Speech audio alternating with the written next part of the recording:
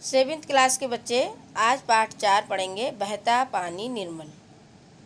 ठीक है, मंजरी के पाठ 4 बहता पानी निर्मल।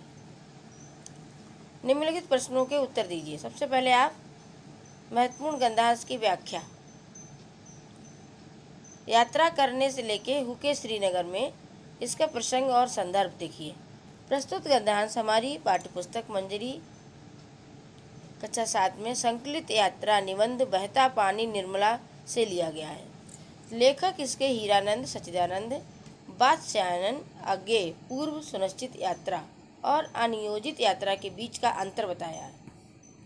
लेखक कहता है, यात्रा करने का एक व्यवस्थित तरीका यह है कि यात्रा से जुड़ी सारी व्यवस्था पहले ही सुनिश्चित कर ली जाए, जैसे कि जगह, कहाँ जाना है, खर्च, छुट्टी, टिकट, सीट, होटल आदि सभी के विषय में पहले ही सोच विचार कर तय कर लेना चाहिए और फिर यात्रा पर निकलना चाहिए। लेकिन लेखक यहाँ ये भी कहता है कि ऐसे यात्रा करने में कोई मज़ा नहीं आता।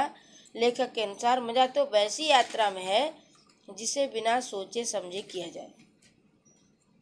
योजना और इरादा कहीं और जाने का बनाओ और निकल पड़ो कहीं और के लिए। लोगों को बताओ कि हम मुंबई जा रहे हैं और पहुंच जाओ कश्मीर। इसी तरीके से प्रश्न नंबर 1 में देखिए, लेखक ने यात्रा करने के कितने प्रकार बताए और उन्होंने किस प्रकार की यात्रा की। लेखक ने यात्रा करने के 2 तरीके बताए। एक तरीका तो ये कि आप पहले से ही यात्रा संबंधित पूरी योजना बना लें, और दूसरी है कि आप योजना तो कहीं और की जाने की बनाइए और निकल कहीं और जाइए। लेखक ने किन स्थानों की यात्रा की। लेखक ने सोनारी और शिव सागर की यात्रा की। लेखक ने अपनी यात्रा में किस प्रकार की कठिनाइयों का सामना किया।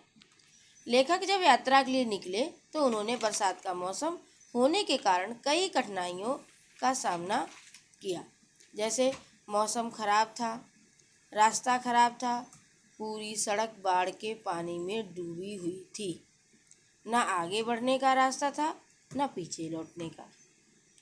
वास्तव में जितनी यात्राएं स्थूल पैरों से करता हूँ उससे ज़्यादा कल्पना के चरणों से करता हूँ। इस वाक्य से लेखक का क्या मतलब है।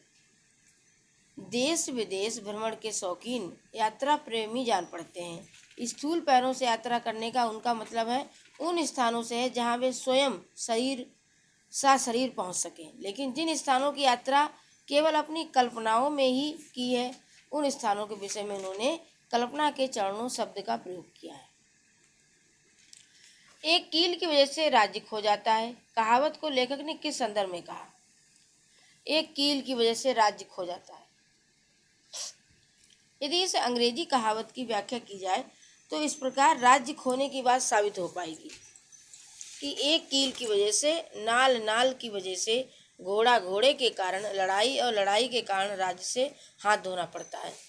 लेखक ने ये बात इस संदर्भ में कही है कि एक दांत मांजने के ब्रश और मोटर की एक मामूली सी ढिबरी लेने के लिए गए और उन्हें लौटने में 3 घंटे की देरी हो गई तो वे बाढ़ जैसी मुसीबत में पड़ गए। यात्रा करने में हमें नक्शा किस प्रकार सहायता करता है। नक्शे से यात्रा करने में काफ़ी सहूलियत मिलती है। नक्शा हमें सही रास्ता, दूरी, नियत स्थान आदि के बारे में पूरी जानकारी देता है।